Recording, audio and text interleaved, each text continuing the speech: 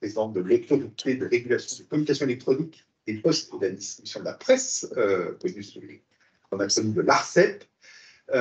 On va passer un moment avec vous pour cette audition dans le cadre des États généraux de l'information qui vise à proposer une stratégie, un plan d'action pour sécuriser le droit à l'information à l'ère numérique. Et je vous propose, si vous en êtes d'accord, de commencer par un propos liminaire, et puis ensuite on aura un certain nombre de questions pour vous. Quand je dis nous, c'est ma collègue du comité de pilotage Anne Perrault, mais aussi des membres, présidents et membres des groupes de travail qui sont à distance et qu'on ne voit pas à l'instant, mais qu'on verra tout à l'heure, qui sont là pour vous poser des questions. En tout cas, merci de nous accorder votre temps. On a hâte de vous interroger. Vous êtes autorité à compétence sur un secteur qui est sans doute aux marges de notre périmètre de périmètre. Ça va, ça passe. De notre champ de compétences, mais qui évidemment a un impact sur ce que nous devons traiter. Donc, on a beaucoup de questions pour vous. Merci beaucoup. Merci de nous accueillir aujourd'hui dans le cadre de vos travaux sur les états généraux de l'information. Merci aussi aux personnes à distance qui écoutent cette audition. Vous faites un travail structurant pour l'avenir de la démocratie. Et en fait, avant de commencer les propos et de parler du rôle de l'ARCEP que j'ai l'honneur de présider depuis 2021, j'aimerais profiter de cette audition pour vous dire un mot peut-être plus personnel sur le sujet qui nous réunit aujourd'hui. Avant d'être à l'ARCEP, j'ai été députée d'Eure-et-Loir pendant 3 mandats, de 2007 à 2021. Et comme vous le savez, le mandat de député en particulier est un mandat de contact avec les citoyens dans sa circonscription, de présence sur le terrain, d'échange et de débat avec les gens de toutes catégories socio-professionnelles. C'est par essence le mandat de représentation et de débat avec les citoyens sur les enjeux de société. Je me suis particulièrement investie au niveau national sur les sujets numériques pendant 3 mandats aussi. En 14 ans de mandat, depuis 2007, au tout début de l'usage des réseaux sociaux par nos concitoyens, vraiment les prémices, puisqu'il faut rappeler que Facebook date de 2004 et Twitter de 2006, à 2021, où l'usage était déjà complètement banalisé dans toute la population, j'ai pu constater combien l'utilisation généralisée des réseaux sociaux avait changé le débat politique en profondeur, de plus en plus radical et de plus en plus caricatural. Il changeait aussi les relations des citoyens avec leurs élus. Ceux-ci devaient être désormais joignables au bout d'un clic, immédiatement, à tout moment, sous peine d'être insultés publiquement. Dans cette même période, les réseaux sociaux ont généralisé l'utilisation des algorithmes d'intelligence artificielle, créant des bulles informationnelles, ainsi que la préoccupation de nouveaux amis qui pensent comme vous, ou à la prolifération des fausses informations sur les réseaux. Ces techniques finissent par enfermer les utilisateurs des réseaux sociaux dans des conditions très peu propices à un bon débat public, nécessaires pourtant à la vie saine d'une démocratie. Lors de mon dernier mandat, pendant la crise des Gilets jaunes ou pendant la crise du Covid, de nombreux citoyens de toutes catégories sociales ou d'éducation se sont radicalisés, me montrant preuve à l'appui des parutions sur Facebook, des boucles WhatsApp, que le gouvernement mentait, que je mentais, et qu'il ne pouvait y avoir de confiance avec la représentation élue démocratiquement si ceux-ci mentaient. Alors que lors de mon premier mandat, j'étais celle parmi les rares députés à m'intéresser à l'ensemble des outils numériques, à l'innovation numérique, au développement de l'économie numérique. Au 3e mandat, j'en étais même à me demander s'il ne fallait pas mettre une pause sur l'autorisation d'utilisation de Facebook en France ou sur Twitter pour retrouver un peu de sérénité et de recul dans le débat public et le fonctionnement démocratique de notre pays. Il me paraissait important, avant d'aborder mes propos en tant que présidente de l'ARCEP, de vous indiquer ce retour d'expérience forcément biaisé, plus personnel, de ce que j'ai vécu finalement entre 2007 en tant que députée, où personne ou quasiment personne n'utilisait les réseaux sociaux dans ma circonscription, et à la fin de mon mandat 2021, où les discussions et les débats politiques étaient d'une toute autre nature et pas forcément en mieux. Maintenant, pardon, de l'ARCEP. Comme vous le savez, le cœur historique de l'ARCEP, c'est la régulation du marché des télécommunications depuis 1997. Depuis, l'ARCEP s'est vu confier la régulation de la Poste en 2004, le contrôle du respect de l'Internet ouvert en 2016, la régulation de la distribution de la presse en 2019, la collecte des données environnementales auprès de tous les acteurs numériques pour faire de l'environnement un nouveau chapitre de régulation en 2021. Et dans un proche futur, lorsque la loi SREN sera adoptée, l'ARCEP devrait se voir confier la mission de réguler les marchés du service cloud et des prestataires de services d'intermédiation de données. Ce que je vous propose dans mes propos liminaires, ce n'est pas de couvrir l'ensemble des champs de compétences de l'ARCEP, bien évidemment, mais d'aborder deux compétences. Le sujet des télécoms, le marché des télécoms, la neutralité d'Internet et certaines questions qui se posent à partir de ce sujet de la neutralité d'Internet. Et puis, naturellement aussi, notre rôle en tant que régulateur de la distribution de la presse au numéro. Historiquement, l'ARCEP a été créée pour accompagner l'ouverture du marché des télécommunications à la concurrence. L'ARCEP a donc fixé un cadre de régulation pour permettre l'émergence de nouveaux acteurs sur ce marché et pour assurer les conditions d'une saine concurrence. En complément de cet objectif de régulation historique, nous poursuivons aussi l'objectif d'aménagement numérique du territoire pour permettre une connectivité fixe et mobile de qualité à très haut débit partout en France, enjeu essentiel de la société numérique actuelle. Aujourd'hui, la régulation mise en place a permis la généralisation de la 4G sur les 100 000 sites mobiles en France, la desserte de 84% des locaux en fibre optique avec une généralisation de la fibre prévue à échéance de fin 2025, et les Français bénéficient de tarifs compétitifs parmi les moins chers d'Europe. L'ARCEP a aussi posé, dans le cadre de ses analyses de marché, un cadre ambitieux de régulation pour permettre la fermeture progressive du réseau cuivre d'Orange et la migration des clients de chaque opérateur vers les réseaux fibre, tout en préservant naturellement des conditions concurrentielles saines. L'ARCEP est donc un régulateur technico-économique qui intervient ex ante sur les marchés qu'elle régule. Pour ce faire, nous sommes en contact permanent avec les acteurs régulés. Nous animons les marchés que nous régulons. Nous consultons les acteurs préalablement à toute prise des décisions de régulation.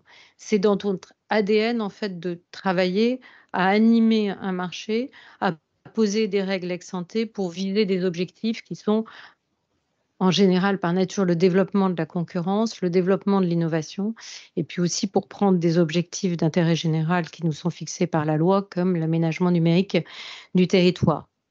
Nous intervenons aussi en collectant des informations auprès des acteurs, en effectuant des mesures de qualité de service et en restituant l'ensemble de ces données aux utilisateurs afin de leur permettre de mieux choisir.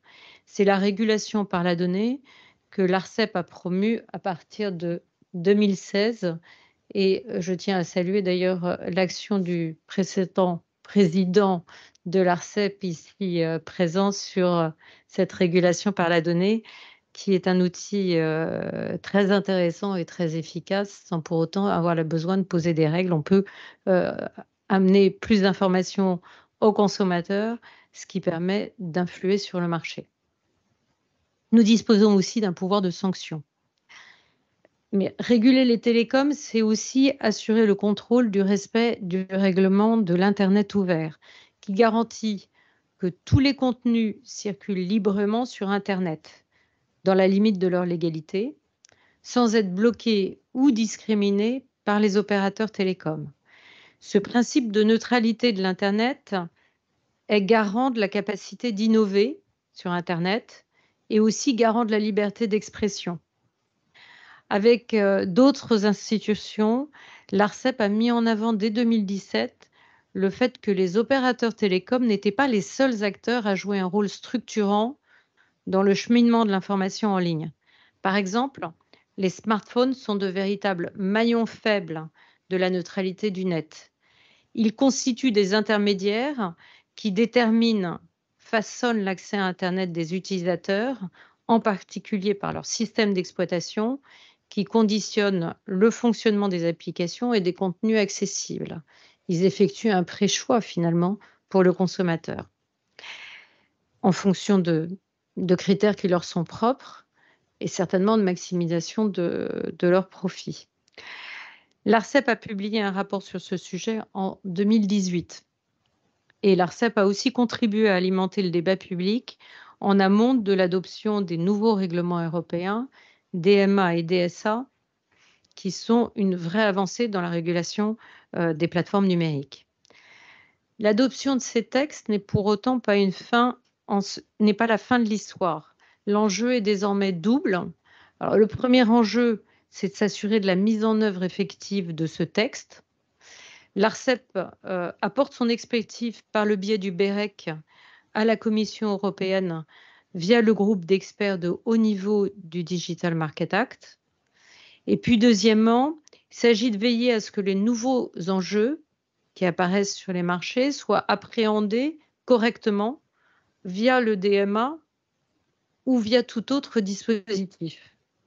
Et je voudrais citer en particulier un nouvel enjeu, celui de l'accès au contenu d'Internet via les outils d'IA générative. Si ces services se développent en étant des interfaces d'interaction avec l'Internet, les IA génératives généralistes, du type ChatGPT, pourraient devenir de nouvelles portes d'accès à Internet et à l'information en ligne. Comment alors assurer la libre circulation de l'information sur Internet? Requêter une IA générative généraliste sur les actualités de la journée pourrait être comparable, toutes choses égales par ailleurs, à une demande effectuée à son marchand de presse qui aurait lu une grande partie de la presse chaque matin, de résumer la presse du jour sans avoir connaissance de ses biais, de son humeur, de ce qu'il aurait réellement lu ou non, et surtout sans avoir accès à la presse en question. Les applications d'IA générative se distinguent fondamentalement des autres applications de fournisseurs de contenu, puisqu'il ne s'agit plus de fournir le moyen de partager, le moyen de produire ou le moyen d'accéder à du contenu d'utilisateur, mais de générer des contenus ad hoc par le fournisseur lui-même. Le statut particulier des IA génératives dans l'accès au contenu sur Internet doit, à notre sens, être caractérisé et faire l'objet d'un débat public. Cela permettra d'aborder différentes questions. Quel rôle joueraient alors ces intermédiaires dans la circulation, l'accès et le partage de l'information? Faut-il et comment les encadrer? Par ailleurs, de nombreuses autres questions sont à aborder concernant les IA génératives, le règlement européen de l'IA n'abordant que ceux de la protection des citoyens. Je voudrais citer deux enjeux qui sont relatifs à des domaines de compétences de l'ARCEP. Le premier, c'est quelle est la dynamique concurrentielle dans laquelle ces services se développent. Il est important d'éviter que les problèmes du passé se reproduisent. L'accès aux données, mais aussi l'accès à la puissance de calcul semble présenter des enjeux cruciaux sur ces marchés pour le développement des IA génératives. Et la deuxième question, quel est l'impact environnemental du développement de ces technologies particulièrement énergivores? L'impact environnemental du numérique est un véritable enjeu du fait de la croissance des usages. Dans l'étude prospective que l'ARCEP a réalisée avec l'ADEME, dans un scénario tendanciel de croissance des usages, donc sans prendre en compte de nouveaux usages, l'empreinte carbone du numérique pourrait tripler d'ici 2050 et sa consommation énergétique doubler. Je vous propose d'aborder maintenant la deuxième compétence de régulation de l'ARCEP qui me paraît toucher aussi aux États généraux de l'information, qui est la régulation de la distribution de la presse, confiée à l'ARCEP par la loi de modernisation de la distribution de la presse d'octobre 2019. Comme vous le savez, la distribution de la presse papier au numéro est en baisse depuis des années, moins 32% entre 2014 et 2022, avec une baisse plus marquée encore pour les quotidiens, puisque la vente des 7 principaux journaux quotidiens par les marchands de presse a chuté de 37% entre 2019 et 2022. Cela impacte naturellement tous les acteurs de la filière, les marchands de presse, les dépositeurs, acteurs incontournables pour la distribution de la presse au niveau d'une région. Certains sont aujourd'hui en grande fragilité financière. Les distributeurs de presse et les éditeurs eux-mêmes, bien sûr. C'est dans ces conditions structurelles que l'ARCEP a pris en charge ces nouvelles compétences et de façon plus conjoncturelle à un moment où Prestalis était en passe de déposer son bilan. Sans revenir sur cet épisode et les mesures prises par l'ARCEP pour y faire face, permettez-moi plutôt de concentrer mes propos sur 2 sujets en priorité. D'abord, la fragilité des distributeurs de presse actuellement, en particulier celle de France Messagerie, et puis parler aussi des difficultés que peuvent rencontrer les marchands de presse. C'est 2 maillons essentiels au bon fonctionnement de la diffusion de l'information par voie de presse dans notre pays. Concernant les distributeurs, aujourd'hui, 3 distributeurs sont agréés.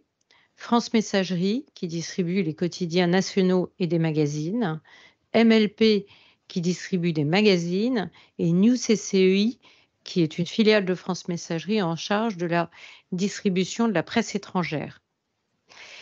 Les distributeurs ont l'obligation de notifier les conditions techniques, tarifaires et contractuelles de leurs prestations à l'ARCEP et l'autorité rend des avis afin de veiller au respect des principes de non-discrimination, d'orientation vers les coûts d'un opérateur efficace et de concurrence loyale prévus par la loi Bichet. L'élaboration de ces avis a déjà permis d'améliorer la situation en veillant à ce que toutes les prestations des distributeurs soient effectivement publiées et en permettant la suppression des remises qui favorisaient de manière injustifiée les titres appartenant à des éditeurs multititres par rapport aux titres d'éditeurs spécialisés. Dans l'avis qu'elle a rendu sur les barèmes 2024 de France Messagerie, l'ARCEP fait part à nouveau de sa préoccupation concernant la solidité financière et économique de France Messagerie.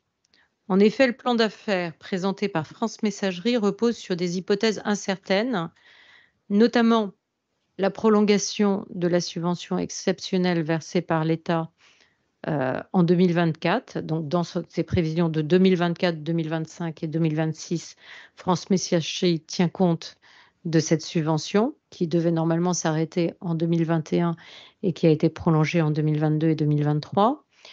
Et France Messagerie tient compte d'une stabilité du montant de la péréquation, alors que le montant de la péréquation au titre de 2020 était de 10,4 millions d'euros, celui de 2021 était de 9,3 et celui de 2022 à 8,3. Donc on voit qu'on est dans une tendance baissière. L'ARCEP avait déjà souligné dans ses avis de 2021 et de 2022 sur les barèmes de 2022 et de 2023 de France Messagerie qu'elle s'interrogeait sur la solidité financière et économique de la société et sur le risque que cette situation fait peser sur la capacité de France Messagerie à assurer la pérennité de la distribution des quotidiens. L'ARCEP avait notamment insisté sur la nécessité d'assurer la santé de l'entreprise au travers d'une amélioration continue de l'efficacité de l'outil industriel et, le cas échéant, via des augmentations de ses tarifs. ces préoccupations restent entières aujourd'hui. L'autorité a aussi rendu le 19 décembre 2023 son avis concernant les conditions techniques, tarifaires et contractuelles de la société MLP, dans lequel elle s'interroge sur la soutenabilité du plan d'affaires et la stratégie de MLP à moyen terme.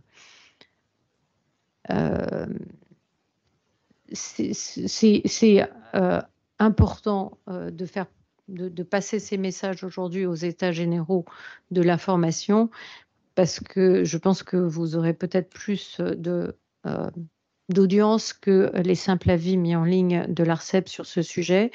Mais voilà, il était important pour nous de vous dire que nous sommes préoccupés de la situation financière, en particulier de France Messagerie. Le gouvernement a confié une mission sur la distribution de la presse à l'inspection générale des finances et à l'inspection générale des affaires culturelles le 23 mai dernier, qui s'est achevé en novembre dernier. Donc, c'est vraiment centré sur la vente au numéro et sur une projection du vision de la demande de presse imprimée à 10 ans et sur l'adéquation de l'outil industriel actuel de distribution de la presse avec cette perspective d'évolution à 10 ans. Nous avons contribué naturellement à cette mission et nous attendons les conclusions de cette mission. Concernant les marchands de presse, ils font actuellement partie des priorités de l'action pour l'ARCEP. Il s'agit d'un maillon essentiel pour la distribution de la presse, tant pour assurer la visibilité des éditeurs de presse, la continuité territoriale de l'accès à presse, notamment celle d'information politique et générale, que pour permettre l'émergence de nouveaux titres et le renouvellement de l'offre. La vente au numéro représentait 24% des exemplaires achetés en France en 2022, tous canaux confondus.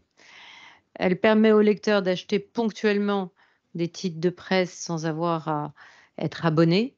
Et elle permet aussi la découverte de nouveaux titres. La fonction de recommandation du marchand de presse à ses clients est importante. Et donc le renouvellement de l'offre, ce que ne permet que difficilement l'abonnement et avec voilà, ce que permet difficilement l'abonnement. Le réseau des marchands de presse est aujourd'hui en attrition et fragilisé par la baisse des ventes au numéro depuis plusieurs années. La baisse du nombre de points de vente a été de 26% depuis 10 ans et de 13% depuis 5 ans. Donc on est passé en fait de 27 500 points de vente en 2012 à moins de 20 500 en 2023. C'est pourquoi l'ARCEP a lancé un premier chantier concernant l'assortiment de l'offre de presse, qui était l'objet de nombreuses plaintes de marchands de journaux qui voulaient être plus actifs dans leur capacité à choisir en fait la presse qu'ils avaient à vendre. L'article 5 de la loi de modernisation de la distribution de la presse précise que sanctuarise la diffusion de la presse IPG, qui représente 6% des titres, c'est-à-dire que les marchands sont obligés d'accepter les quantités prévues par les éditeurs, prévoit que l'assortiment et les quantités servies des titres CPPAP hors IPG, c'est-à-dire environ 44% des titres, soient définis par un accord interprofessionnel et à défaut d'accord par l'ARCEP, et puis renvoie à des conventions entre marchands et éditeurs pour la presse hors CPPAP, c'est-à-dire 49% de l'offre.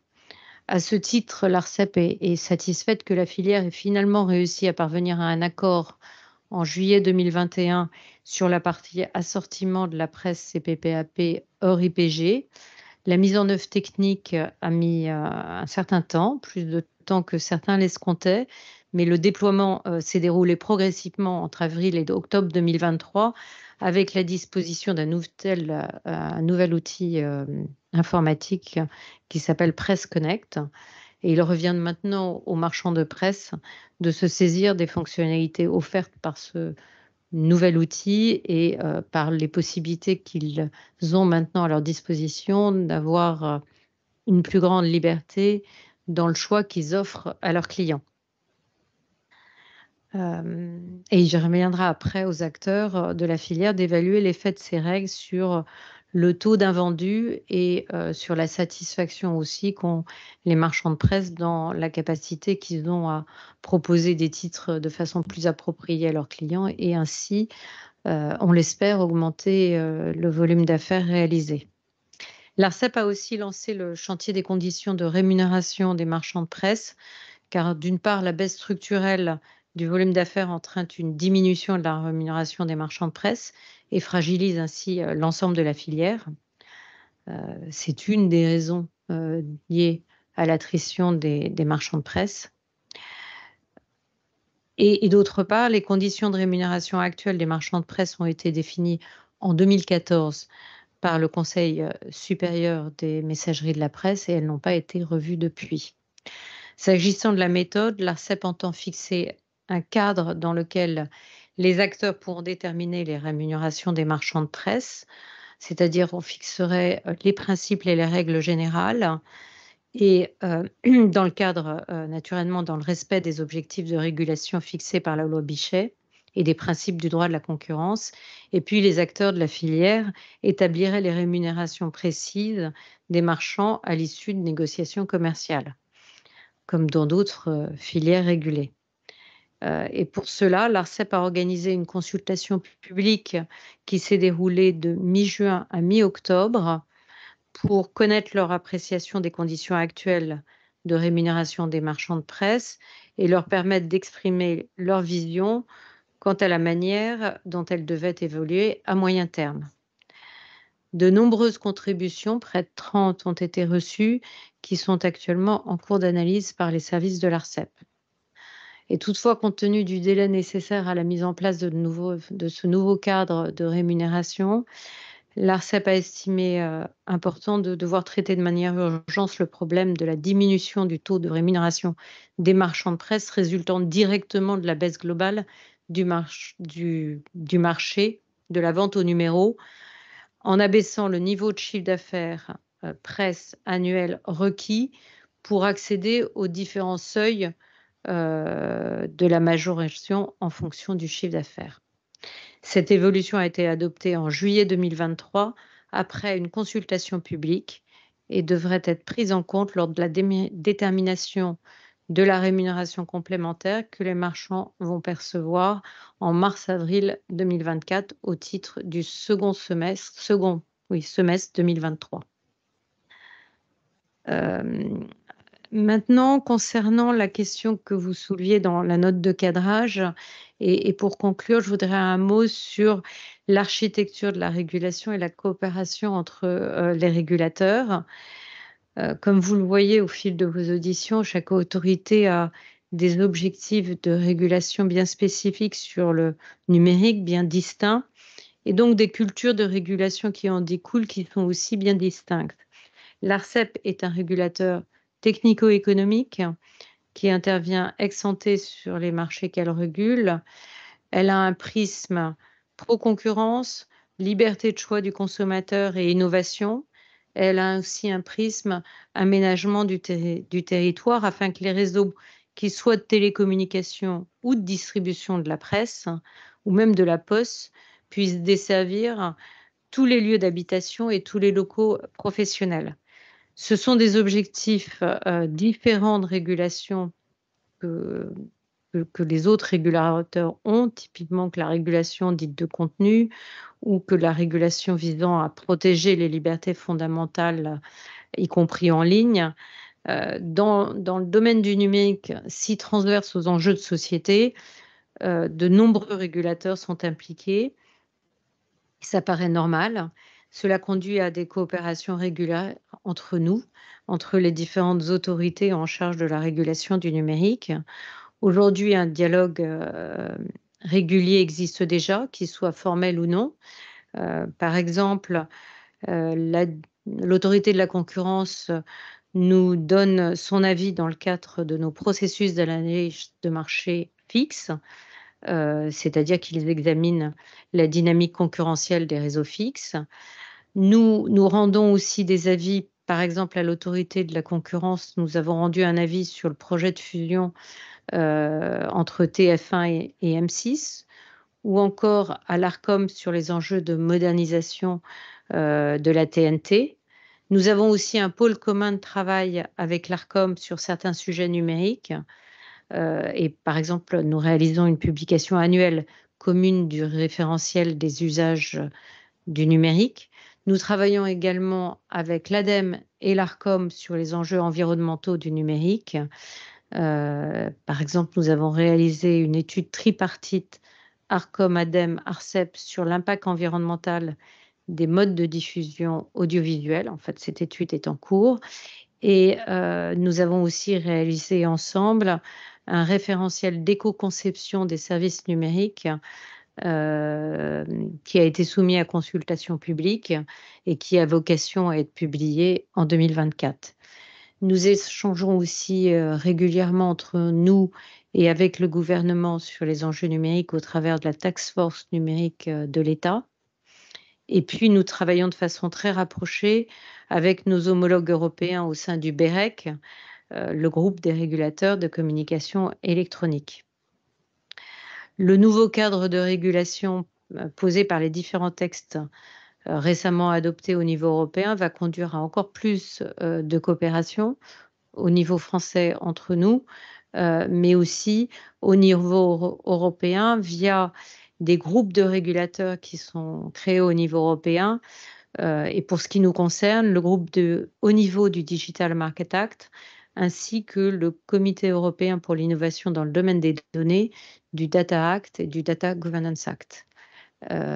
Et nous avons aussi des échanges réguliers au travers des réunions interautorités, pas uniquement des autorités qui régulent le numérique, mais très régulièrement, nous échangeons en fait sur la façon dont nous mettons en place nos régulations dans le domaine du numérique, parce que au travers de ces groupes et de ces échanges. Voilà. Merci beaucoup, madame, pour cette présentation très complète. Comme les états généraux sont un effort vraiment collectif, je vais d'ores et déjà laisser la parole à qui veut parmi celles qui sont ici ou à distance. Qui veut? Ah, je vois déjà Sébastien Soriano en train de se mouvoir, ce qui est peut-être le début d'une question. Je peux me lancer si je t'en prie. Pour briser la glace. Vas-y, vas-y. Bonjour Madame la Présidente, chère Laure. Bonjour aux collègues, anciens collègues de l'ARCEP. Oui, j'avais une question juste sur cette question de la distribution de la presse. Moi, je m'occupe du groupe de travail sur les technologies, donc je ne vais pas m'intéresser à la presse papier. Est-ce qu'on pourra juste avoir une clarification sur la compétence de l'ARCEP par rapport à la presse en ligne? Je me souviens qu'il y avait un débat de compétences avec la DGCCRF. Est-ce qu'on peut juste avoir une précision sur ce point? Je crois qu'il s'agissait des kiosques de type Apple News et j'ai plus le détail. Donc, si juste on peut le rappeler. Merci, monsieur le directeur général, cher Sébastien, pour cette question. D'abord, j'ai commis un grand impair, c'est que je ne vous ai pas présenté les personnes de l'ARCEP qui m'accompagnent aujourd'hui, notamment Cécile Dubarry à ma droite, qui est la directrice générale de l'ARCEP, et Rodolphe Leruyer, qui est mon conseiller technique. Pour moi, sur la presse en ligne, on n'a pas beaucoup de compétences qui nous ont été confiées par la loi, et on doit juste vérifier que lorsqu'un... Je vais passer la parole à Cécile. Moi, j'ai en tête qu'on doit vérifier que lorsqu'un éditeur IPG demande à être publié par un kiosque en numérique, il est bien fait droit à sa demande. Mais je crois que c'est la seule chose qu'on ait comme compétence. Mais peut-être, Cécile, tu peux compléter? Oui, c'est en effet sur les kiosques numériques de presse sur lesquels on a une compétence, et il y a cette obligation à tous les kiosques numériques de presse d'accueillir les presses IPG. C'est comme ça que la loi a été conçue, et il s'est avéré finalement que ce droit donné à la presse IPG, la presse IPG ne le souhaite pas forcément en faire usage, puisque eux, parfois, ils ne souhaitent pas être dans les bouquets dans les kiosques. Parce qu'ils trouvent qu'ils ont leur propre marque par ailleurs, leur propre valeur, et que dans un bouquet, ils sont dévalorisés et pas assez rémunérés, appelons un chat un chat. Donc voilà, et donc c'est sur cette compétence que l'on a sur ces bouquets de kiosques dont on a, voilà, en pratique, on n'a pas eu beaucoup à s'en occuper. En fait, ce droit est une symétrie du droit qu'ils ont aussi dans les kiosques physiques. C'est-à-dire que les titres IPG ont le droit d'être distribués là où ils souhaitent être distribués. Mais il n'y a pas d'obligation non plus pour les kiosques numériques, pour eux d'être distribués dans les kiosques numériques ou alors même chez tel ou tel marchand de presse. Des questions dont certaines repartent de certains des chiffres que vous avez donnés. Vous avez indiqué que la presse papier au numéro représentait 24% des exemplaires achetés. Est-ce que c'est tout type de presse confondue ou est-ce que c'est exclusivement IPG? C'est tout type de presse confondu. Donc, j'imagine que dans ces 24%, les magazines, pareil, qui ne sont pas forcément des magazines d'information politique et générale, pèsent relativement lourd, en fait, dans ces 24%, et que sur, par exemple, la presse quotidienne nationale, les ventes au numéro, est-ce que vous avez le chiffre que ça représente comme... sur ce seul segment? Parce que... Non, alors, je ne l'ai pas en tête, mais peut-être que quelqu'un peut le regarder. C'est sur l'Observatoire de la distribution de la presse publié chaque année par la CPM 2023. Donc, mais vous avez parfaitement raison, c'est grande majorité.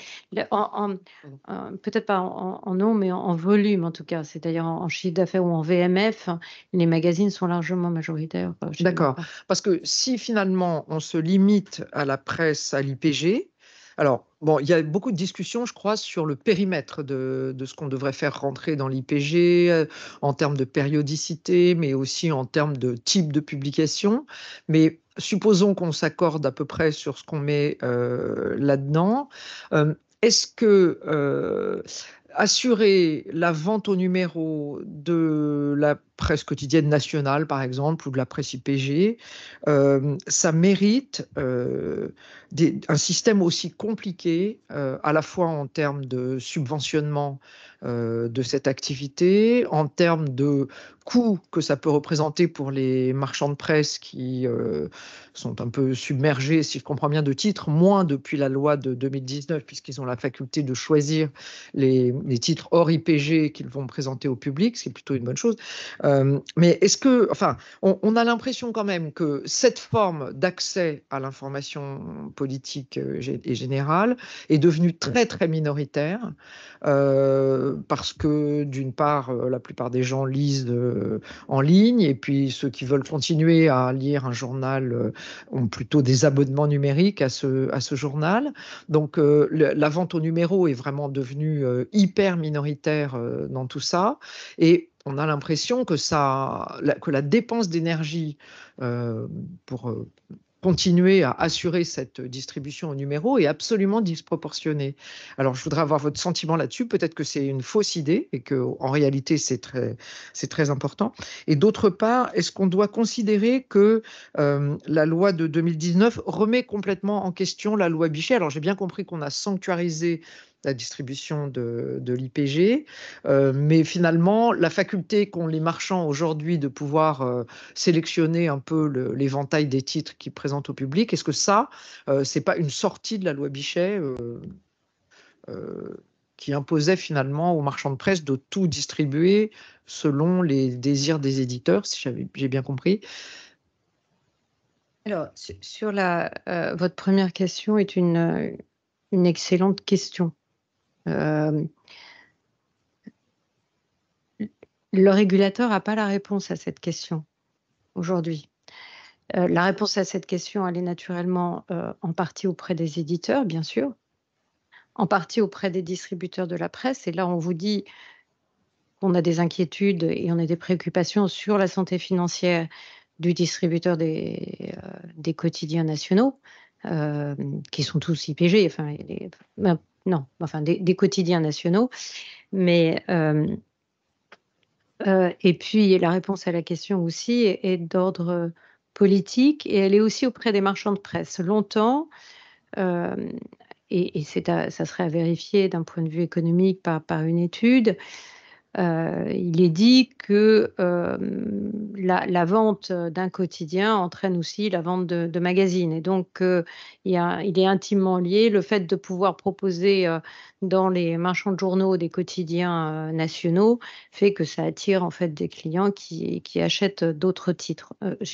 Objectivement, nous n'avons pas d'études sur ce sujet, ou en tout cas d'études récentes. Donc, je n'ai pas la réponse à votre question, mais elle est au cœur, en tout cas, de l'économie de la filière et des distributions de la presse. Sur la deuxième question, la loi Bichet révisée vient remettre le lecteur et le marchand de presse un peu plus au cœur du système, et non plus comme étant à la fin d'un système qui faisait qu'il avait à vendre tout ce qu'on lui envoyait, quelle que soit qu'il n'avait aucun avis sur l'assortiment qu'il pouvait proposer et la presse et l'offre qu'il pouvait proposer à ses clients lui-même. Ce qui, pour un marchand, est quelque chose d'un peu bizarre, enfin, quand même. Enfin, c'est d'ailleurs, à mon avis, pour ça qu'ils utilisent le terme de diffuseur de presse et non pas de marchand de presse. Enfin, je veux dire, globalement, la filière appelle les marchands de presse les diffuseurs de presse. C'est pas anodin, le langage n'est jamais anodin dans le fonctionnement. Donc la loi Bichet vient remettre en cause ça en donnant plus de pouvoir aux marchands de presse, hein, tout en sanctuarisant les titres IPG. Mais moi, ça me paraît aller plutôt dans le bon sens parce que et ça permet un vrai dialogue commercial. Enfin, le dialogue commercial va pouvoir maintenant s'installer réellement entre le dépositaire et ses marchands de presse et par rapport, je dirais, aux données commerciales de chalandise du marchand de presse. Et donc là, je trouve que la loi Bichet va dans le bon sens sur cet aspect-là, oui. La révision de la loi Bichet de 2019. Je ne sais pas si vous avez vu qu'on a reçu des propositions sur la question de la distribution de la presse, particulièrement pour le moment, des propositions écrites des messageries lyonnaises de presse, et MLP. Je ne sais pas si vous avez vu le document ou pas. Alors, on aurait dû vous le faire passer avant, mais on vous le fera passer après. Parce que je serais vraiment très intéressé à avoir vos réactions aux propositions qui sont formulées, qui sont dans ce document au nombre de 5, après qui sont argumentées. 1, supprimer la discrimination entre les titres de presse en fonction de leur périodicité. 2, fusionner toutes les catégories de presse dites IPG. 3, réaffirmer le lecteur comme le destinataire final de la liberté de la presse. 4, flécher les aides à la distribution sur ses principes fondamentaux, notamment avec un appel à créer une aide unique à la distribution physique de la presse et à créer une aide à la distribution du dernier kilomètre. Et 5, dépolitiser l'affectation et la distribution des aides en faisant en sorte que l'octroi des aides à la presse, c'est les MLP qui parlent, soit indépendant des lobbies et arbitrages ministériels. Moi, je voulais connaître vos réactions à ces propositions. Mais enfin, si vous ne les avez pas lues, c'est peut-être vous poser une question un peu délicate, mais on sera intéressé à avoir votre sentiment sur ces propositions. Je sais que par ailleurs, France Messagerie, qui devrait être auditionnée, en tout cas on a fait la demande, va aussi formuler des propositions. Donc, je ne fais pas de discrimination ce soir entre les différentes propositions qui peuvent être formulées. Je suis désolée parce que je les ai pas reçus et MLP nous en a pas fait part en fait, donc on n'a pas pu analyser du tout les sujets et je suis pas absolument persuadée d'avoir compris les conséquences de chacune de leurs propositions. Donc c'est un peu délicat pour moi de m'exprimer étant donné que ce sont des acteurs qu'on régule. Non, mais si vous ne les avez pas vus avant, évidemment, ça n'aurait pas de sens. Il y avait une question à distance, me disait Anne. Sébastien ? Alors, c'est une question qui ne concerne pas la distribution de la presse, mais plutôt la partie numérique. Donc, peut-être je vous laisse. Oui, voilà. Peut-être une dernière. Alors, sur la question de la distribution de la presse, vous avez fait plusieurs fois référence aux difficultés financières de France Messagerie. Comment faire en sorte que le soutien public puisse être utilisé le plus efficacement possible. Alors, certains s'interrogent sur la pertinence d'avoir plusieurs sociétés. Enfin, est-ce que là-dessus, sur le long terme des politiques publiques ou le moyen terme des politiques publiques, l'ARCEP, vous avez une vision à nous proposer de ce qui conviendrait d'être précisément préconisé par les États généraux de l'information à la fin?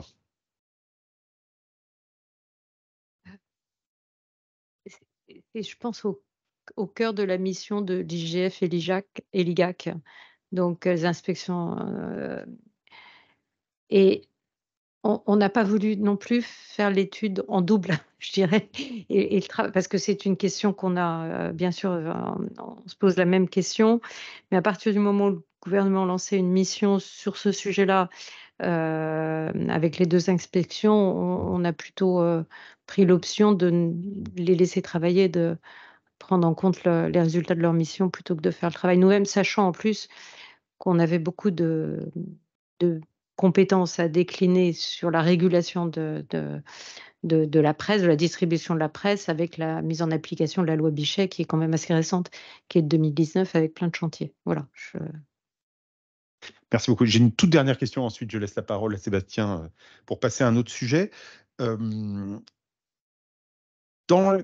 Ces questions-là, elles sont évidemment importantes. On est au cœur du sujet de l'information, parce que la question de la distribution de l'information a un impact évidemment sur les contenus auxquels ont accès les Français. Et c'est pour ça qu'on s'y intéresse tant. S'agissant de votre supervision de la Poste, est-ce que, un peu même question que la précédente, mais cette fois-ci plus spécifiquement sur les aides indirectes à travers les aides aux tarifs postaux, qu'est-ce qui se dessine en termes de trajectoire future et quelles conséquences devrions-nous tirer des évolutions de consommation de l'information et quelle inflexion en matière de politique publique sur la question, à votre sens? Alors sur le transport de la presse postale, puisque c'est ce sujet que vous évoquez, notre compétence est de rendre un avis sur les tarifs de la Poste sur le transport de la presse postale. C'est assez simple comme mission, puisque chaque année, on doit vérifier qu'ils respectent l'accord qui a été conclu en février 2022 entre le gouvernement, les fédérations représentant des éditeurs et la Poste, qui fait qu'il ne faut pas que ça soit plus de 2%, il faut que ça soit globalement entre 1 et 2% d'augmentation par an. Et donc ça, on le fait, la première édition où on l'a fait, c'est cette année. Donc on a vérifié que les tarifs pour 2024 respectaient l'encadrement tarifaire prévu par la convention. Et la deuxième compétence que nous avons, c'est la mise en place d'un observatoire du transport de la presse par portée. Et là, on est en train de décliner, on est en train de mettre en place cet observatoire avec notamment les différentes sociétés de portage conventionnées. Donc j'ai un peu de mal à répondre à la question parce que votre question est un peu en marge de nos missions de régulation sur ce sujet. Sébastien.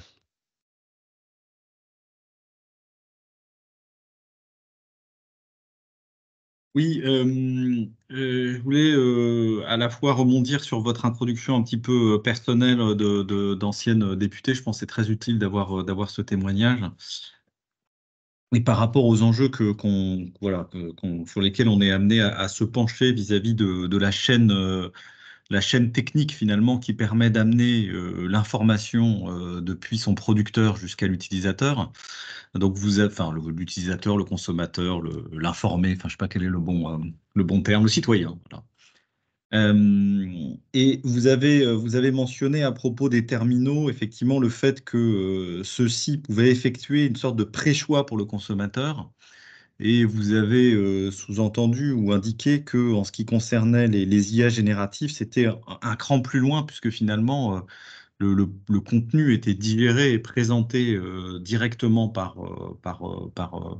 le fournisseur. Et je me demandais, dans le cadre de cette chaîne technique, finalement, est-ce qu'on peut garder une idée de non-discrimination par rapport à celle qui était justement à l'origine de la loi Bichet, ou est-ce que finalement, c'est vraiment vers un changement de paradigme de l'appréhension de ces sujets vers lequel il faut aller?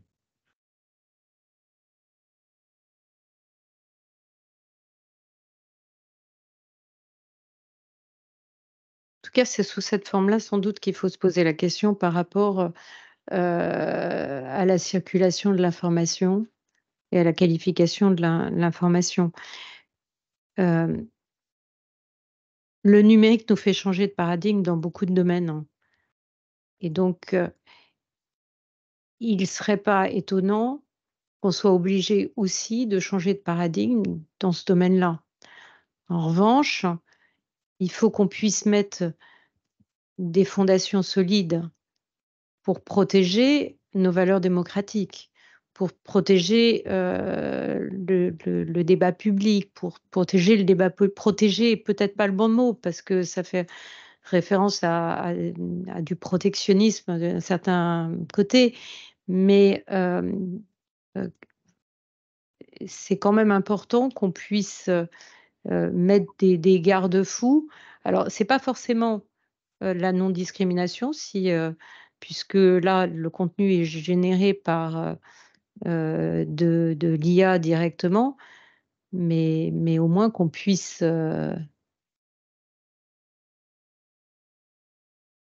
ne pas subir des dégâts liés au fait que les gens vont accéder à Internet par des outils dont on connaît, enfin, voilà, qui vont générer eux-mêmes leur contenu. On ne pourra pas remonter à la source du contenu. Enfin, ce sont des vraies questions, ouais. Et oui, c'est sans doute un changement de paradigme, mais indépendamment de ça, il faut qu'on puisse réfléchir à quels sont les garde-fous à mettre en place pour que ça ça ne mette pas à mal, en fait, le fonctionnement de nos sociétés, tel qu'on souhaite que nos sociétés fonctionnent. Enfin,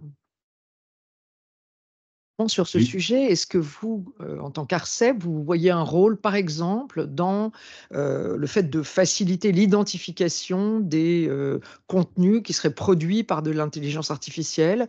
Bon, il y a des techniques de watermarking, par exemple, qui permettent de coder ces contenus de manière à ce qu'il soit apparent que ces contenus sont produits par de l'intelligence artificielle. Est-ce que c'est un rôle dans lequel l'ARCEP pourrait avoir sa place ou pas du tout? non, notre rôle sera là, on est directement sur le contenu, on n'est pas un régulateur de contenu. En revanche, nous, on pourrait imaginer, voir un rôle pour l'ARCEP dans la capacité à avoir un marché plus concurrentiel qui ferait, émerger d'autres modèles d'IA génératifs qui permettraient donc une plus grande liberté de choix entre, tel ou tel modèle et qui permettrait aussi de garantir un certain, enfin, en tout cas, j'allais dire un certain pluralisme, je ne sais pas, mais des modèles d'IA alternatifs et pas uniquement un seul modèle d'IA qui renforcerait naturellement c'était le cas des côtés négatifs, en fait, liés à ça. Dans les débats récents qu'il y a eu au niveau européen sur l'IA Act, il y a eu des positions assez opposées, avec d'un côté plutôt, si j'ai bien compris, la France et l'Allemagne défendant des positions pro-innovation, et puis d'autres pays plus régulateurs et donc plus prudents, on pourrait dire, d'un certain côté, mais aussi plus conservateurs de ce point de vue-là. Est-ce que vous avez pris part à ces débats? Et comment vous êtes intervenu dans ces débats, sachant qu'il s'agit là encore beaucoup de contenu, mais d'un autre côté, vous êtes aussi un régulateur des communications électroniques, donc Non, on n'est pas intervenu directement dans ce débat, aujourd'hui parce que l'IA Act avait une vocation plutôt de protéger les citoyens sur les risques de l'IA. Donc, pas une régulation économique, en fait, au départ, une régulation plutôt plus proche d'une culture du RGPD ou plus proche d'une culture, je dirais, CNIL. En revanche, sur la partie IA générative, il nous semble qu'il faudrait d'abord caractériser beaucoup plus le fonctionnement de ces IA génératives, leur impact sur les marchés, les problèmes que ça peut poser d'un point de vue concurrentiel ou dans d'autres domaines, hein, sur la production de contenu et sur, par exemple, les droits d'auteur. Enfin, il y a eu tout un débat là-dessus avant même d'arriver à les réguler. Et de regarder en revanche quels outils, est-ce qu'ils pourront être régulés au titre du DMA sur les enjeux concurrentiels, si jamais ils sont en position de contrôleur d'accès, de gatekeeper d'accès de l'Internet, on pourrait imaginer que le DMA puisse s'appliquer, ou est-ce qu'il faudra d'autres textes? Mais ça nous nécessite quand même, il nous semble que ça nécessite du travail complémentaire à ce qui a été fait jusqu'à présent sur ce sujet-là. Et la partie économique et la partie dynamisation concurrentielle du marché de l'IA générative nous intéresse. Le droit à l'information suppose que les producteurs d'information puissent agir de manière indépendante, libre, dans le cadre du pluralisme, suppose évidemment qu'ils soient soumis à un certain nombre d'obligations de nature méthodologique, éthique, etc. Mais ça suppose évidemment un accès à l'information et sur l'ensemble du territoire. Vous, au vu des compétences de l'ARCEP, quelles sont les nouvelles frontières en matière d'accès à l'information?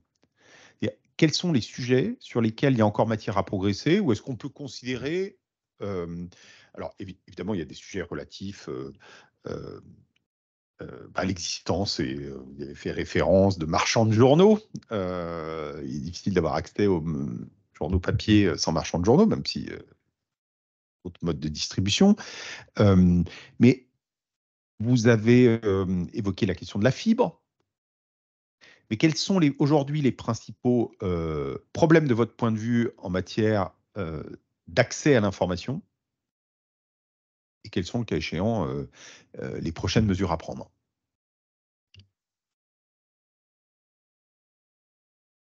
Il y a quelques années, je vous aurais dit, il y a un problème de réseau et d'accès au réseau sur les territoires, d'accès de qualité avec un accès à très haut débit partout pour tous. Cet enjeu est en train d'être passé derrière nous.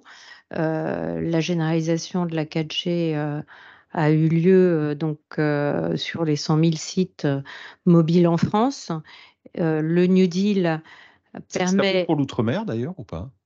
Oui, vous parlez de la métropole? Non, Ça métropole et outre-mer. ça inclut l'outre-mer. Je suis en train de me retourner vers Cécile parce que le New Deal, ça ne concerne pas l'outre-mer. La 4G, oui. L'obligation 4G, oui. Le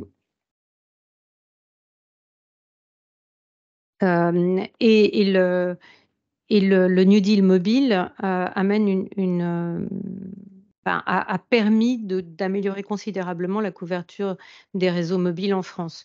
Moi, je le veux pour preuve qu'on a beaucoup moins de réclamations sur ce sujet à l'ARCEP qu'il y en avait, je pense, du temps de Sébastien en 2018, avant la mise en place du New Deal. Le deuxième sujet, donc sur la fibre et le déploiement des réseaux fixes, là aussi, ça s'est considérablement amélioré ces dernières années. Donc, on est en train de résoudre ce problème-là. Il y a un sujet sur l'inclusion numérique. Aujourd'hui, il y a 20% de la population qui se disent exclus du numérique, qui ne se sentent pas à l'aise avec les outils numériques, qui ne sauront pas faire des démarches administratives en ligne. Et il est probable aussi qu'ils ne sachent pas non plus forcément accéder à la bonne information en ligne et à la qualification de la bonne information en ligne. Donc ce sujet est à mon avis un sujet extrêmement important. C'est pas dans le champ directement de compétences de l'ARCEP, c'est plus dans le champ de la politique gouvernementale ou de l'accompagnement que peuvent avoir les collectivités, notamment celles en charge des solidarités. Et Cécile voudrait préciser sur un point. Il y a une question qui était en sous-jacent dans toutes les interventions que la présidente a faites, c'est la rémunération des producteurs de contenu original. Quand on parle de l'IA, l'IA générative, elle travaille à partir d'un contenu, je vais appeler primaire, je ne sais pas si ce sont les termes consacrés, primaire. Donc, c'est comment on continue à faire en sorte que ces producteurs de contenu primaire soient rémunérés, parce que c'est bien d'avoir des IA, mais s'il n'y a rien pour travailler, matière pour travailler dessus, il n'y a pas. Et quand on parle de la distribution de la presse, c'est aussi une question de rémunération de la distribution de la presse papier physique, ça d'autres s'occupe. Il y a aussi derrière les questions de rémunération de l'ensemble de la filière. Donc il y a tout un enjeu. Enfin, vous en avez parfaitement conscience, mais je le dis quand même, à travers ce numérique qui développe des nouvelles technologies et tout ça, comment on continue à assurer à l'ensemble des différents maillons de la chaîne de valeur une rémunération qui leur permet d'exister pour que, in fine, il reste des producteurs de contenu que je vais continuer d'appeler primaires pour permettre la diffusion d'informations. Des questions qui ont été en partie réglées de manière insatisfaisante au dire de certains, hein, mais par les droits voisins et la décision de l'autorité de la concurrence, en fait, pas sur l'IA, mais sur Google News. C'est pour ça que j'aurais touché à l'IA, où c'est un nouveau chantier qui est devant et qui reste à explorer et qui est encore, je pense, plus complexe que le chantier précédent. Sébastien, une autre question ou intervention?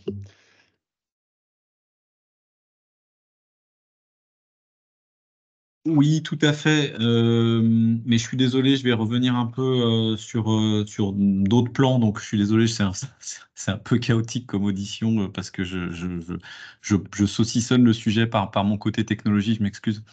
Un des éléments qui frappe sur cette montée en puissance des acteurs de type terminaux ou IA, qui vont donc désintermédier l'ensemble des acteurs, c'est que finalement, ils vont proposer un bouquet de services couplé. C'est-à-dire que typiquement, un réseau social, c'est à la fois un diffuseur de contenu, c'est à la fois un algorithme de modération, un algorithme de recommandation, c'est potentiellement des API qui sont ouvertes vers des partages autres que la simple consultation des postes. Et donc, ça ouvre un certain nombre de questions. De la même manière qu'une IA générative, elle va faire tout un tas de classifications, tout un tas de choix pour proposer finalement une réponse. Et cette question du bundling, finalement, qui est réalisée par ces acteurs, elle ouvre la question de l'unbundling, c'est-à-dire de potentiellement aller vers un dégroupage de ces services. Alors j'utilise ce terme parce qu'il est bien connu dans le monde des télécoms, c'est-à-dire finalement d'obliger certains, en tout cas de ces acteurs majeurs, à permettre à des acteurs tiers de fournir une partie du service. On pourrait ainsi imaginer que le fil de poste de Twitter soit modéré ou soumis à une présentation algorithmique différente, par exemple par l'algorithme du Figaro, par exemple, qui pourrait proposer un fil différent. Est-ce que ce sont des options qui vous paraissent, alors évidemment, vous n'êtes pas régulateur directement de ce secteur, mais qui vous paraissent pouvoir être considérées? Est-ce que c'est des choses dont vous avez entendu parler, sur lesquelles vous voyez des propositions se mettre en place en France ou à l'international? Est-ce que vous voyez une appétence potentielle d'acteurs tiers à rentrer sur ces bouts de marché finalement qui seraient ouverts? Alors, pourquoi je pose cette question? Parce qu'on voit bien que c'est un peu dans la continuité de ma question sur est-ce que la non-discrimination, ça va encore dire quelque chose quand on a intégré tous ces contenus. C'est que finalement, si on ne peut pas réguler ces acteurs directement par ce qu'ils produisent, peut-être qu'on peut en faisant intervenir du choix à plusieurs niveaux dans le paramétrage du service, émuler quelque part une situation qui serait plus satisfaisante que celle dans laquelle tout est packagé par un acteur sans avoir à intervenir directement sur les choix finaux, mais finalement en s'appuyant sur l'innovation ou le pluralisme apporté par d'autres acteurs qui quelque part réinterviendraient dans le service par ce type de mécanisme. Mais enfin, c'est très intéressant. La question est de savoir est-ce qu'on est venu en parler à l'ARCEP ou est-ce que des acteurs étaient motivés par bénéficier du dégroupage de services de ce type-là. À ma connaissance, pas formellement. Enfin, je me tourne vers Rodolphe et vers Cécile pour savoir s'il y a eu des contacts, et j'aurais pas été au courant, ce qui est tout à fait possible, de façon informelle. Ce que me dit Rodolphe Leruyer, c'est que dans la task force numérique de l'État, il y a un flux de travail sur ce sujet-là. Donc ça a bien été repéré. Après, je pense sur les sujets sur l'IA générative, pour l'instant, il n'y a pas encore beaucoup d'études qui ont été faites parce que on a toutes les autorités de régulation ont vraiment découvert ça au moment du lancement de ChatGPT, donc ça fait un peu plus d'1 an aujourd'hui, mais c'est extrêmement récent. Des travaux, je sais, sont en cours à l'Ofcom ou à l'autorité de la concurrence. Je ne sais plus si c'est à l'autorité de la concurrence ou à l'Ofcom en Angleterre. Et en fait, la réflexion est à construire sur ce qu'il faut faire pour donner plus de liberté de choix aux consommateurs dans cet univers hyper bundlé que certains acteurs veulent, dans lequel certains acteurs veulent nous enfermer. Et je pense que c'est sans doute par le critère de liberté de choix du consommateur qu'on peut imaginer des solutions qui amènent aussi le développement d'une concurrence plus saine sur ces marchés.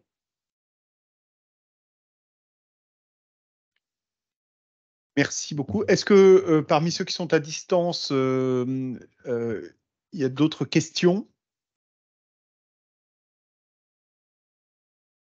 Vous nous faites signe si c'est le cas, ou prenez la parole. Bah, moi, j'en ai encore, mais je ne veux pas monopoliser. Hein. Ah bah, vas-y. C'est plus que légitime. Tout à l'heure, Christophe Deloire a posé la question finalement de la capacité d'accès des citoyens par les réseaux. Et donc, vous avez répondu sur les réseaux, notamment en fibre optique et mobile, qui permettaient d'apporter ces informations.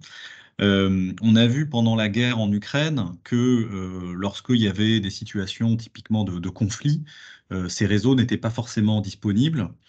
Et on a vu un recours aux satellites, avec notamment une intervention du possesseur du réseau satellite lui-même qui a pu à un certain moment faire des choix pour donner accès à ces réseaux à certaines parties. On sait que pendant la Deuxième Guerre mondiale, la BBC a apporté de l'information. Enfin voilà quoi. Je vais pas vous faire l'article. Donc, est-ce que de votre point de vue, aujourd'hui, il y a un sujet en cas de conflit, en cas de désastre, dans ces cas un peu particuliers, est-ce qu'il y a un sujet de finalement, quel est le filet de sécurité qui permette de continuer à avoir un lien avec les citoyens? Je crois par exemple qu'il y a plus de diffusion en grandes ondes, non? Ou alors je dis une bêtise.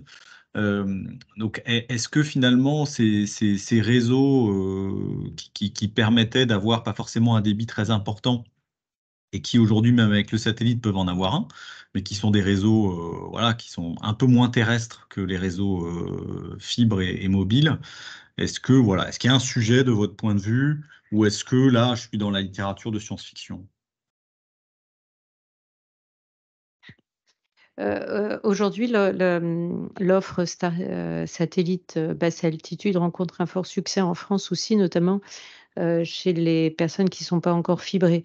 Donc, on n'a pas besoin d'être en situation de guerre déjà pour que cette offre présente un intérêt et qu'il y ait une appétence pour les satellites basse altitude. Le sujet qu'évoque Sébastien Soriano, c'est le sujet de la résilience en fait des réseaux de façon générale, parce que ça peut être en cas de guerre, ça peut être aussi, il y a tout d'un coup une inondation, il y a une zone où tous les réseaux sont par terre, y compris les réseaux mobiles, et ça peut arriver. Comment on arrive à continuer à communiquer dans ce cadre-là? Le satellite est une solution secours, bien évidemment, Sébastien, mais la limite des satellites, c'est naturellement la bande passante disponible à un instant donné qui est partagée avec tous les utilisateurs. Donc, dans ces scénarios de résilience, il faut tenir compte du fait qu'il y a une bande passante disponible à un instant T qu'il faudra répartir entre tous les utilisateurs, et donc voir comment gérer ça pour assurer la résilience des services prioritaires par rapport à des services non prioritaires. Je parle aux services d'urgence, typiquement de secours à la population. Et je fais juste un pas de côté pour dire que ce sujet est d'ailleurs adressé de façon plus générale par la mise en place du réseau du futur de l'État, qui a prévu en fait cet aspect de résilience sur les réseaux classiques mobiles pour pouvoir être prioritaire si une mesure de sécurité publique à prendre. Voilà, donc je ne suis pas sûre que je réponde complètement à la question, Sébastien. Pour moi, l'étude de la résilience des réseaux est quelque chose de majeur, qui est de la responsabilité du gouvernement et auquel l'ARCEP entend contribuer activement si elle est sollicitée. Et par ailleurs, on a un flux de travail dans le comité Réseau du futur que tu avais mis en place en tant que président de l'ARCEP à l'époque, et qu'on a remis en place. Et on a un sujet d'étude sur la résilience des réseaux, parce que c'est vraiment un projet, c'est quelque chose d'extrêmement stratégique dans le fonctionnement de notre pays, d'avoir l'assurance que nos réseaux sont résilients, soit face à des événements du type guerre, soit face à des changements climatiques, soit pour prendre en compte en fait tous les événements possibles qui peuvent arriver. Comment on rend redondants nos réseaux et que ça soit économiquement supportable naturellement pour le marché. Mais est-ce que cette réflexion de l'État, elle porte essentiellement sur, ou plutôt seulement sur la question des communications de l'État, ou est-ce qu'elle porte aussi sur la distribution de l'information journalistique ou de l'information générale et politique, ou enfin de l'information support du débat public, quels que soient les qualificatifs qu'on lui apporte? Est-ce que ça fait partie du champ de la réflexion aujourd'hui?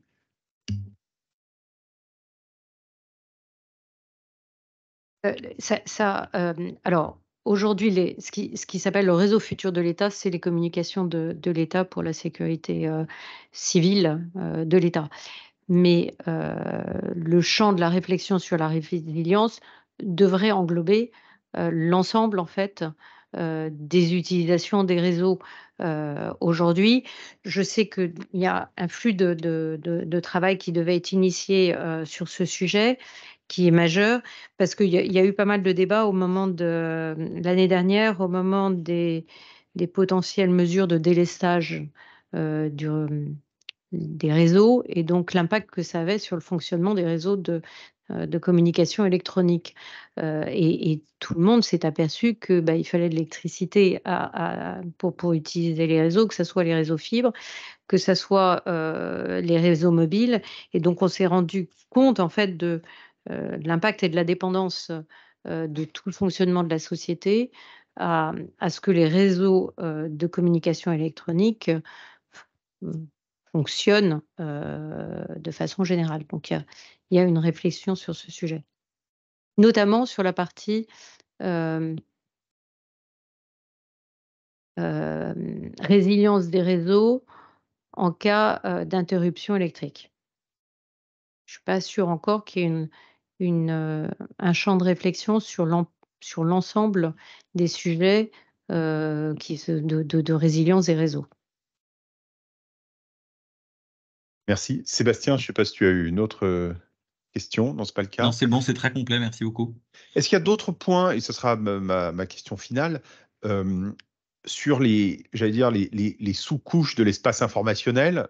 Nous, on s'intéresse plus au titre des états généraux, évidemment, aux couches supérieures, algorithmes, producteurs de contenu, mais précisément dans tout ce qui est lié aux infrastructures physiques, au rapport entre ceux qui détiennent ou mettent en place les infrastructures physiques et le reste du champ de l'information. Est-ce qu'il y a d'autres questions à votre sens auxquelles on devrait s'intéresser? On voit à quel point les sociétés technologiques, les sociétés américaines notamment, deviennent de plus en plus, vont dans le secteur des tuyaux, y compris des câbles sous-marins, sauf erreur de ma part. Est-ce qu'il y a là des domaines, des sujets qui ont un impact direct sur l'information à caractère public et auxquels il conviendrait qu'on s'intéresse à votre sens, même si, évidemment, il faut quand même qu'on arrive à limiter notre champ, qui est déjà très grand, mais on ne voudrait pas passer à côté de choses absolument essentielles en la matière.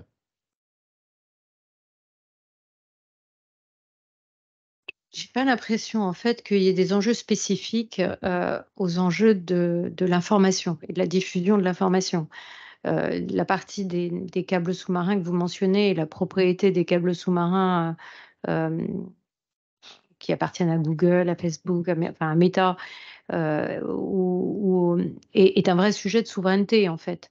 Mais c'est un sujet donc parce que l'ensemble des informations sur Internet circulent sur ces câbles, et que si pour pouvoir connecter certains pays, on est dépendant d'acteurs étrangers, c'est quand même problématique, d'autant plus en fait que l'ensemble des serveurs sont souvent aux États-Unis, ou beaucoup d'informations en tout cas sont aux États-Unis, et donc dépendants aussi de ces câbles.